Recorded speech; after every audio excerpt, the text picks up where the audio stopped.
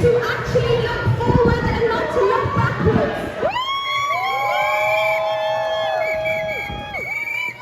You've been hearing from some brilliant speakers today. I know that there are many individuals who wanted to say something, but unfortunately, we haven't got the time to have every single person come up, which is why the demonstration was so important in the march. Ultimately, this is about unity and solidarity, which is what our union movement is built upon. So without further ado, I would like to invite Cardiff, who is the FBU Executive Council member, to talk about the impact of climate change in Wales. Cardiff, over to you.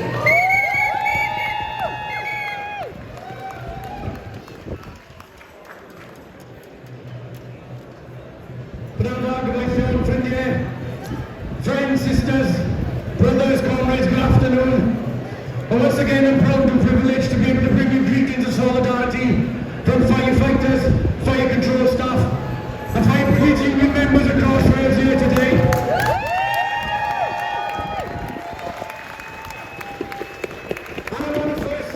I want to firstly extend that solidarity to Unite Wales members of Stagecoach who are taking strike action. I think this is their 13th day of action that they've been taking. Hats off and also to the GMP workers in Glasgow who are taking strike action. The best wishes to them. You will be victorious, and their fight is our fight. We must always remember that. Comrades, firefighters have been on the front line of this climate emergency for decades. When I joined the Fire and Rescue Service back in the 30s, back in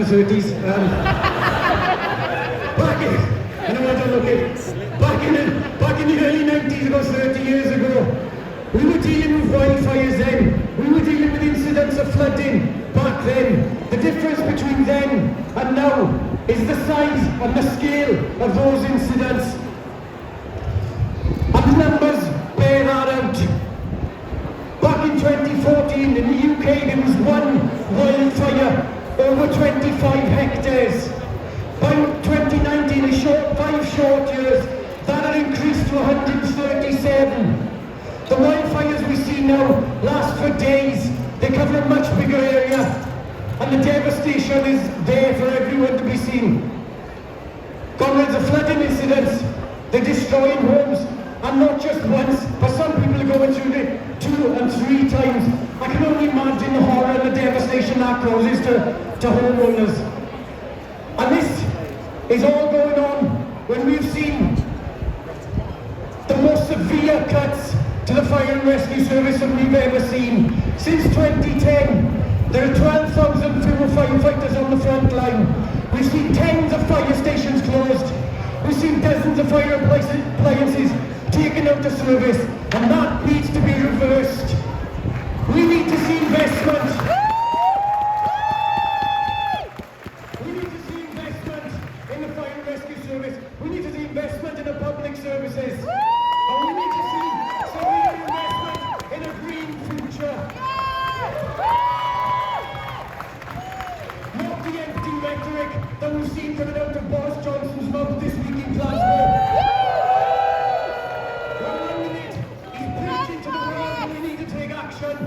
And then he's hopping on a private jet to sit and have dinner with a climate skeptic.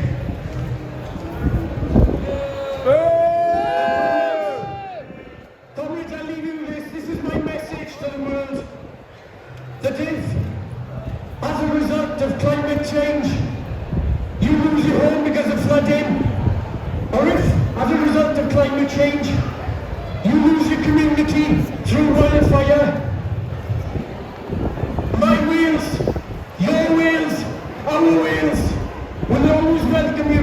If you seek sanctuary, if you're seeking a safe haven, we will always welcome you. And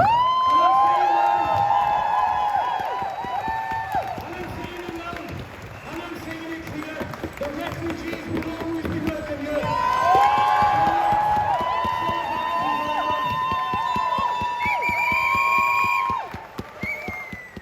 So eloquently Very, very well said. And I think it's a very salient point that we've got a 10-year-old here making a speech, because to quote some lyrics from a very well-known song, we do believe that children are our future. Teach them well and let them lead the way. Show them all the beauty that they possess inside. Now, the reason I say this is because we've had effectively not one, not two, but 26 bites at this cherry. We're now at COP26. And it seems to be the most glorified celebration of the status quo that I've seen. When we began burning fossil fuel, it was supposed to be a means to an end. Now we have an absolute litany of alternative means to this end. But it seems to be that the progress is being made slower and slower each year as we go on. I echo this obviously with the litany of promises being made. China stating that they are going to become carbon neutral by 2060. India promising to raise any of the issues surrounding global warming and rectify them by 2070. But I ask you, members of the audience, are they buying the time to make progress, or are they simply buying time?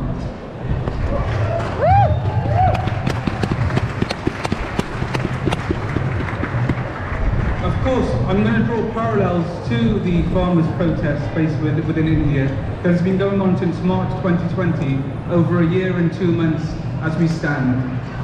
Not just within India, but globally, there's a shortage of farmers. Farmers are having to throw away their own stocks of milk due to lack of delivery issues.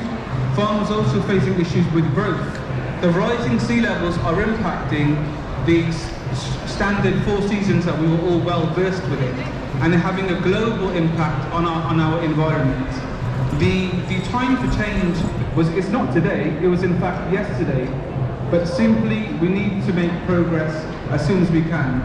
I ask the world leaders to take some action, move forward, and hopefully we can leave all of those doubters figuring out how they're going to swallow all of those sour grapes and trying to find a knife and fork so they can eat their words. I appreciate progress has been slow, but I'm sure we will get there in the end. And I remind myself that ultimately it was the tortoise that won the race and not the hare. Thank you very much for your time. Thank you, Robert. Next up, I'd like to invite Reverend Alan Edwards, OB, to come and speak, please. He is the Chief Executive of Churches Together in Wales and the Secretary of the Wales Interfaith Council.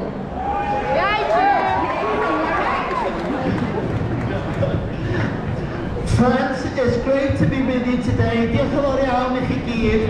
And I speak specifically this morning, this afternoon rather, with the mind of Senedd and Cardiff and Tiafon and a lot of faith-based agencies that feel passionately about this issue and are delivering and pressing and lobbying. But we're all here from different faiths and different beliefs and different values. But we have today one purpose. And let us be resolved today not to be timid. We've already had a powerful reminder of where we need to go in our future. But let us remember that some 25 years ago now, we established this democracy in Wales on the basis that all of us were equal. We did it on the basis that our politics corrupt, would not be incompetent, and would not be that greedy. Let's rejoice in the fact here in Wales that we do not support offshore accounts, not knowing where money goes and how it is spent and how that affects our environment. We resolved in this place 25 years ago that our democracy would be shaped on sustainable development. At that time, we resolved not to be timid. And we have done things in Wales that are significant, beginning with small endeavours around plastic bags. But let's take pride that in our democracy we have a Future Generations Act that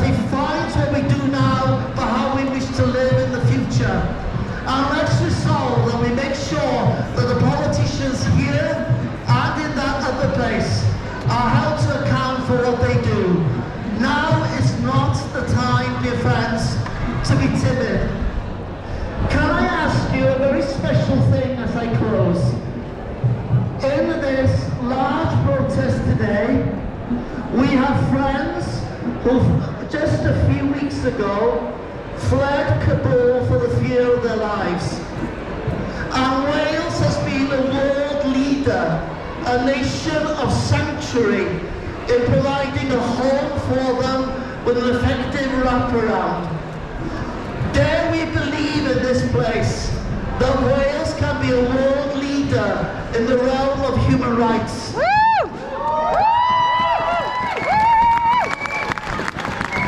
we believe that Wales can be a world leader in what we do to care for our environment and to make sure that we ensure that our climate is actually dealt with properly by the people who shape our lives? Dare we please be world leaders? Let us not leave this place today timid in our spirit. Let us be resolved to change things, because we would not even have this. We would not have this democracy if we'd embraced the spirit of timidity. But let's take pride when we become world leaders. Let us not rest on our laurels, but let us strive to do better, because what today proves is that we can. Diolch yn fawr iawn i chi, mae'n amser i ni erbyn hyn, hoelio am newid.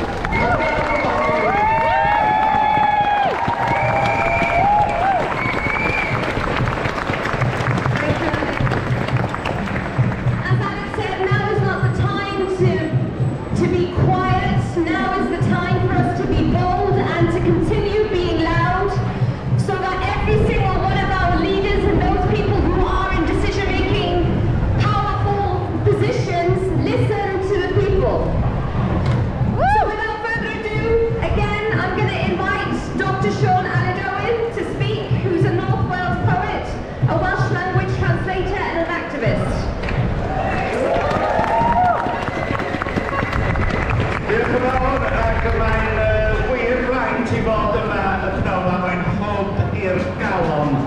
It's great to be here and to be encouraged and to encourage each other in the fight we have. A dwi'n cael atgoffa o gymaint o brwydra sy'n yna. And just looking around me today, I'm reminded of how many fronts we're fighting on for justice. Yr iaith Gymraeg, the Welsh language, refugees, Palestine, Northern Meadows, mae'n gymaint o brwydra. But the fact is, if we don't win the battle against climate change and for climate justice, it negates everything else. Because there's literally nothing left.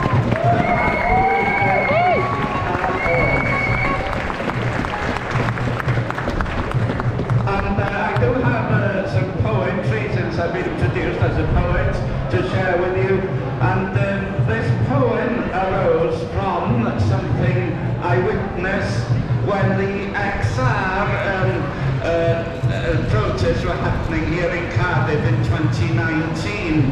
And at the same time as that, my son was graduating, and he's here with us today from Cardiff University.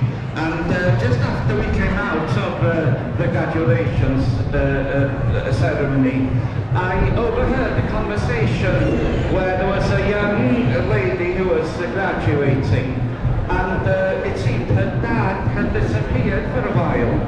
And her dad reappeared, and she asked him, "Dad, where have you been?" And he said, "I've been to see the protest." And she seemed shocked. "But Dad, you're not into things like that." And he said, "Well, I wanted to see what they looked like." And that's where the poem came from. And I'll read it first in Welsh and then in English. Rebels. Ro'n i isio gweld sut bethau oedden nhw. Da ni'n edrych fel plant, hen bobl, rwan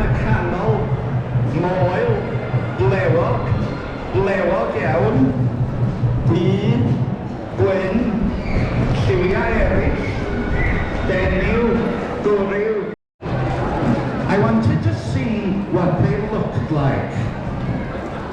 We look like children, oldies, sort of middling, bald, hairy, very hairy, black, white, other shades, female, male, binary, not, Cymru, Welsh, English, Nigerian, veggie, vegan, gay, straight-ish, lots of issues.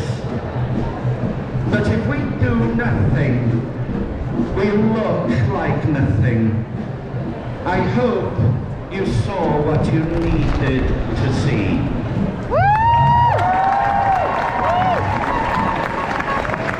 To save small and important local green spaces. Get involved. You can create the change. Don't wait for the politicians to make the change. Act now.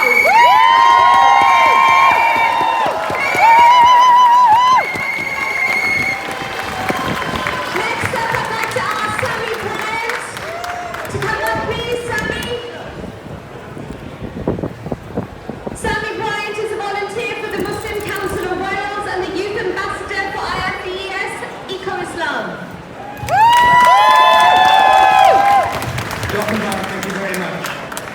As my tradition teaches, I greet you all in peace. Assalamu alaikum, peace be with you. So, I've been asked to speak about some of the issues that affect our community specifically. And there's plenty to talk about. Within the UK, a lot of Muslims are amongst the poorest in our communities and also tend to live in cities. And so we suffer a lot of the worst problems of climate change in our community. Worldwide, of course, this problem is even more dire. Where people that are that add least to climate change are the ones who suffer for it most. But I think it's my responsibility as a believing Muslim to share more and to bear witness to some of the things in my tradition that sustains me in these protests. Because walking with you, marching with you, I was greatly moved. And it made me think about the times when that feeling is not so easy. So, to start off with, what I've always been taught is that Islam teaches a radical sense of brotherhood and sisterhood. That you are all my brothers and sisters. And so, all as created beings under God, for all of that is in the heavens and the earth belongs to Him. It means that all of you are made of the same stuff as me. And so when something happens to you, it happens to me as well. So when I hear about drought in Kenya or flooding in Indonesia, that's not something that's a faraway tragedy. That's something that's happening to my family and to your family too.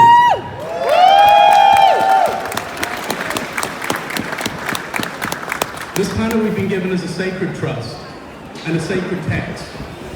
For us in the Quran, which we believe to be God's word, we are told that there are signs in creation for those who reflect. The word for sign in Arabic, ayah, is a word for a verse of the Quran. This is a sacred thing that people are failing. And when they fail our family, we can't let them. This should and is personal to us. But hope isn't always easy. I'm not quite as young as Greta Thunberg, but I'm still young enough that people talk to me about hope for the future, and that rests in youth. And walking in the streets with you, I believe that.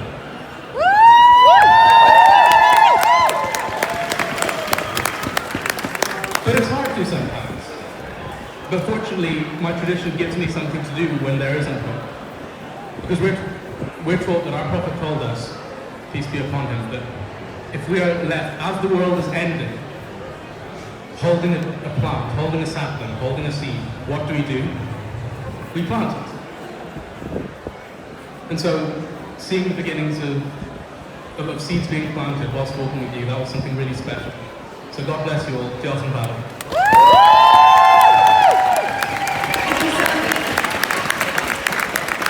Next up, I'd like to invite Maggie Morgan, who is the chair of Cardiff Palestine Solidarity Campaign, to speak about a range of different issues, I'm sure, but particularly in terms of what is actually happening in Palestine at this moment in time.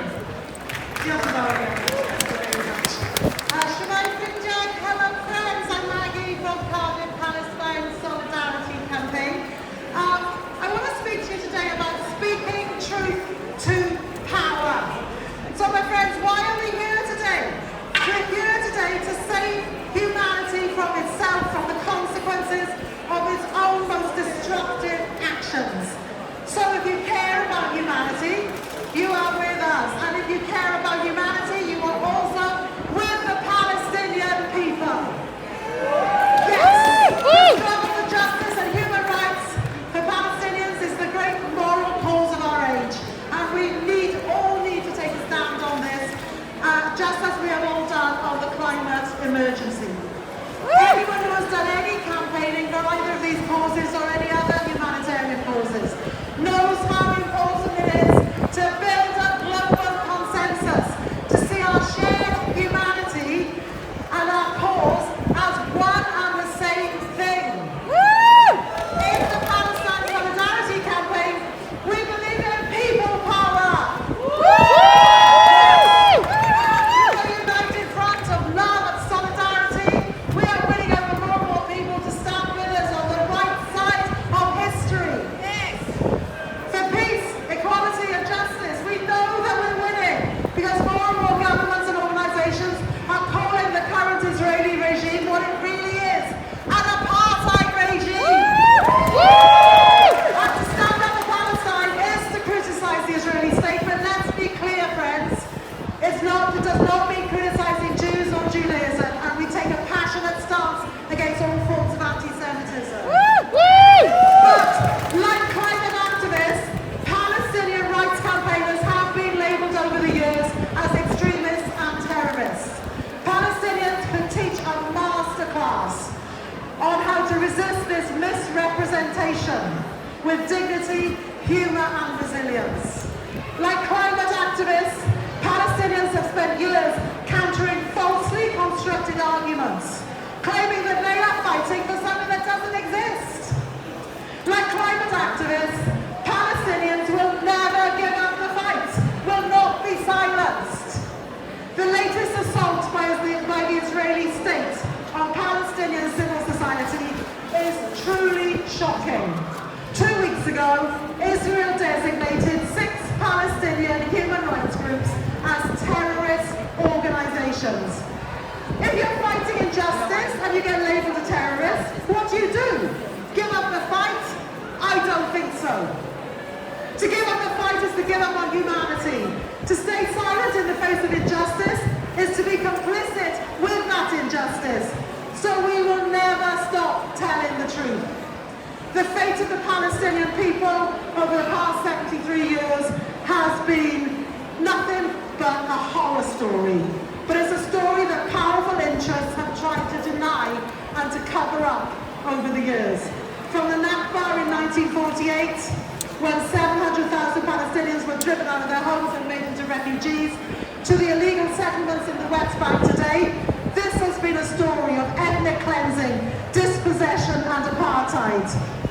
And life is never easy if you're Palestinian, and then on top of everything, along comes the climate emergency. Palestinians cherish their precious land more than most people, maybe because so much of it has been stolen from them. Environmental damage is a huge concern in Palestine.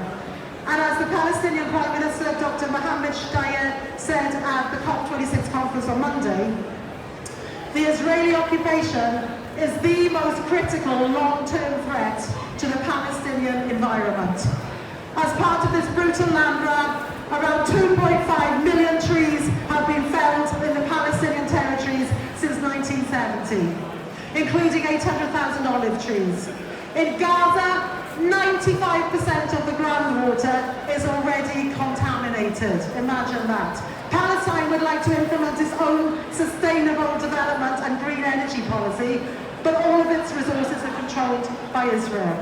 My friends, if you do one thing today to honour the spirit of this wonderful rally, I beg you to spend some time educating yourself about the Palestinian struggle for freedom. And the best way to do that would be to follow Palestinian activists on social media and to speak to Palestinians here in Cardiff. So if you care about humanity, let's rise up together and speak the truth to power. Thank you.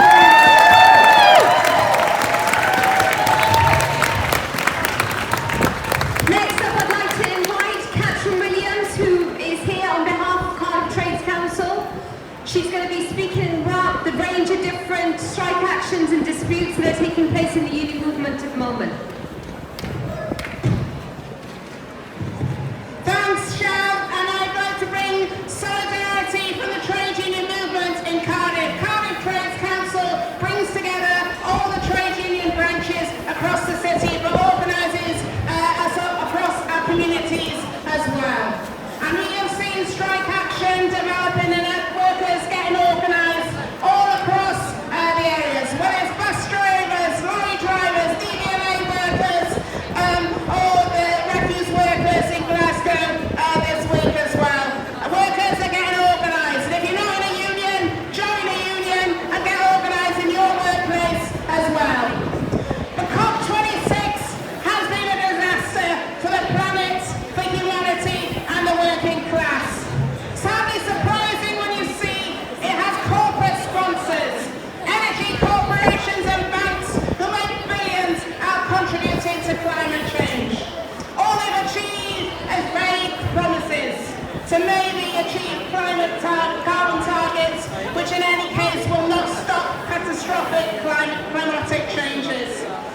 If COP26 shows one thing, is we cannot expect the politicians and the main parties to do anywhere near what is necessary to end climate change.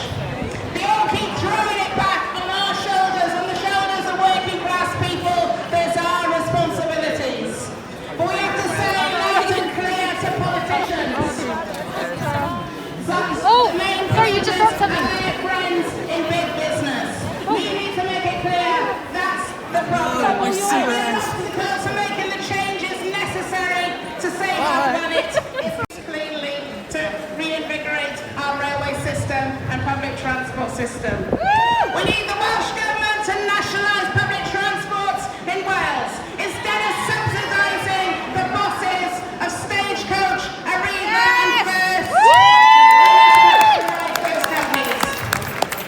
They charge us sky-high fares, and we should use those subsidies and the money invested in our public transport system to provide free transport, so we can actually get people onto public transport again across Wales.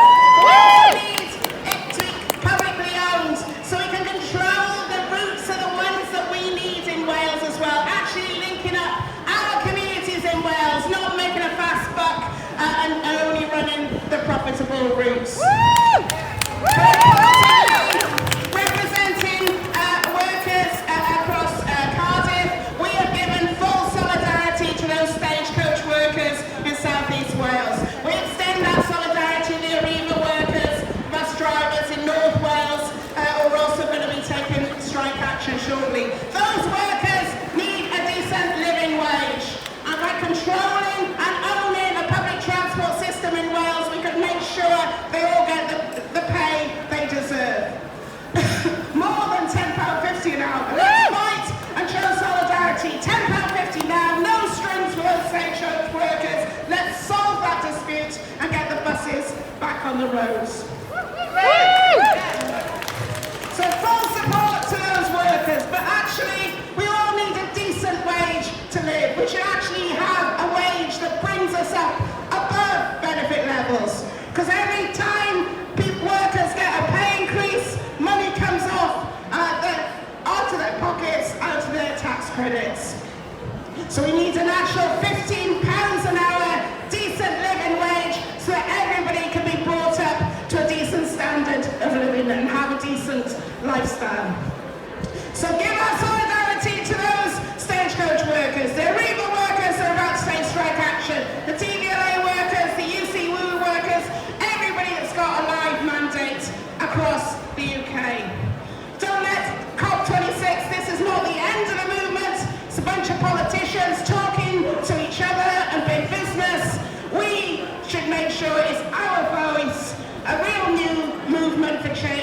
fight for socialism and unite for socialism, which is what our banner we've carried all the way from City Hall says proudly. Unite for socialism, fight for that change so that we can actually deliver the services that we need in Wales. Thank you, Catherine. Next up, I'd like to invite Taylor Edmonds, who is the poet in residence for the Future Generations Commissioner for Wales. Taylor is a poet, a writer, a creative facilitator, and also the marketing manager from South Wales. Her work explores themes of womanhood, identity, connection, nature, and empowerment. So, Taylor, over to you. Good afternoon, everyone. If there's anything that I've learned during my residency so far and during my writing career, it's that every single voice matters. So I want to tell you to use your voice as you have today, especially if in your life you've been made to feel like your voice is insignificant or that your voice doesn't matter. And whether you do that through art, through organising and protesting, through uplifting the voices of others, or having conversation in your own sphere of influence, no matter how big or small. It's hard to feel hopeful out of what's happening at COP in Glasgow, but I do feel hope being with you all today. So I'm going to read you a poem that is the latest poem that's come from my residency, and this was made in collaboration with members of the Flood Action Group in Llanrwst in North Wales. Llanrwst is a small, beautiful village in North Wales that floods regularly. They flood 3 to 4 times a year, and they have to deal with the impact of that on their lives, their mental health, and some people have even had to leave the village due to suffering from things like PTSD. So these came out of some creative writing workshops with the people of Llanrwst. It's written in their voice, so please listen to what their experience is and what they're feeling. Emerging from winter. We batten down hatches in November for the drag of winter. In our floodplain town, there are things we've had to accept. We'll be dragged from our beds at 3 a.m. to fill sandbags. We'll build barricades, a ring of wet faces and a torchlight. Boys will stand guard on each estate, texting updates as fields transform to open water, gathering waves. We'll become isolated. Our roads grow currents. Dislodged train tracks hang from trees like rope bridges. We'll pull together as we have before. A valley of people constructing defences, writing letters, checking on neighbours, calling on leaders to act. We'll emerge in March to weather-beaten bunting. Our oak tree, engraved with hundreds of years of stories, roots loosened by floods, is taken by the river. But we rebuild this land of Eisteddfod and choir. Hold our farmers' markets and county shows, fill our halls with donations, reminded that not all is lost. Land and water cannot truly be owned. We are part of a cycle as old as time. The River Conwy is of its own force. How long can we hold the water back? We wonder if our great-grandchildren will dip their feet into the low river of summers and walk the streets we walk today. Diolch yn fawr, thanks for listening.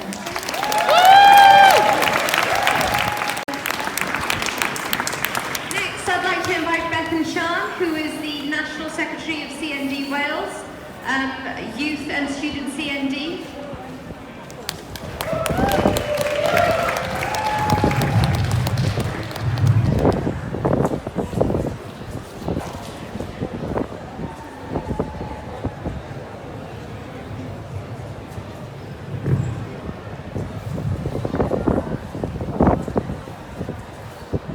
My name is Bethan Sian, and I live in a nuclear-armed state, as do all of you too. Gyfeillion, ffrindiau, dwi'n siarad CND Cymru, yr ymgyrch dros ddiarfogi niwclear. Arfau niwclear a'r argyfwng hinsawdd yw'r ddau beth sy'n bygwth ein bodolaeth ni heddiw. Os cânt ei ddefnyddio, mae gan arfau niwclear y potensial i ddinistrio masau o boblogaeth y byd yn ogystal ag effeithio ar ecoleg y blaned am byth. I'm speaking to you today on behalf of CND Cymru, the campaign for nuclear disarmament here in Wales. Nuclear war and climate change are the two existential threats facing us today. If used, nuclear weapons have the potential to annihilate masses of the world's population and affect the ecology of this planet forever. Being at its worst in the global south, the effects of climate change can also already be felt here in Wales, from floods to coastal erosion. Every penny of the £205 billion that the government in Westminster will spend on replacing their nuclear programme, Trident, is money that could and should be spent on tackling climate change. For instance, that money could be paid to install solar panels in every home or build enough wind turbines to power all households in Britain. And even without fighting a war, the military preparations are responsible for a huge proportion of the CO2 that is causing climate change.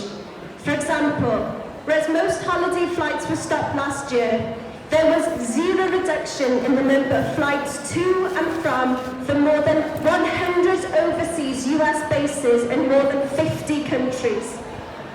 Nor were there any reductions in the number of submarine and tank manoeuvres.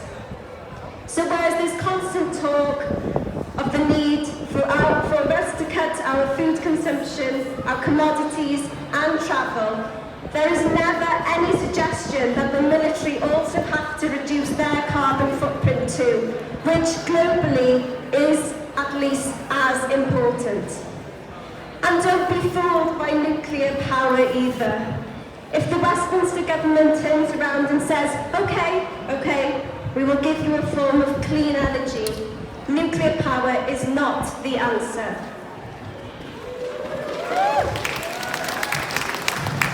The prime product of a nuclear power plant is uranium, which can be developed into nuclear weapons or can lead to countries selling and transporting their leftover uranium. In short, more nuclear power stations equals the potential for more nuclear weapons. And the mining of uranium mostly takes place in the global south, where workers receive poor wages and the earth exploited. Nuclear power stations like the decommissioned ones here in Wales, in Trawsfynydd and on Ynys Môn, need vast amounts of concrete to enclose their leftover nuclear waste. Nuclear power stations take hundreds of years to maintain, even after they have been shut down. They become an economic and environmental expense that nobody talks about. Ond mae yna obaith. Trwy gytundeb newydd, y cytundeb ar wahad arfau nuclear. Ac mi allwn ni gyd rhoi pwysau ar ein cyngorau ac awdurdodau lleol, a hyd yn oed fan hyn yn y Senedd, i ddabwysiadu'r cytundeb hwn. Trwy weir cysylltiad rhwng arfau ac ynni nuclear gyda newid hinsawdd, ein ymwybyddiau ni a'n weithredoedd ni, ni allwn helpu rhoi ddiwedd ar y gwellgofrwydd hwn. There is hope. There is a new treaty, the Treaty of the Prohibition of Nuclear Weapons, which entered into force on the 22nd of January 2021. It prohibits states from developing, testing, producing, manufacturing, transferring, possessing, stockpiling, using or threatening to use nuclear weapons, or allowing another state's nuclear weapons to be stationed or deployed on their territories. So far, 86 countries have signed the treaty, and although the Westminster government has not signed it, local authorities here in Wales are beginning to show their support for the treaty. So far, Bangor City Council, Levin Town Council, Gwynedd County Council and Merthyr Tydfil County Borough Council have adopted the resolution supporting the treaty. And we can all play a part by campaigning for our own local councils and authorities and even the Senedd to adopt the treaty. By pinning together the existential threats of nuclear weapons and nuclear energy in our minds, in our consciousness and in our activism, we can help put an end to this madness. Himself made trident, climate not trident. Diolch yn fawr.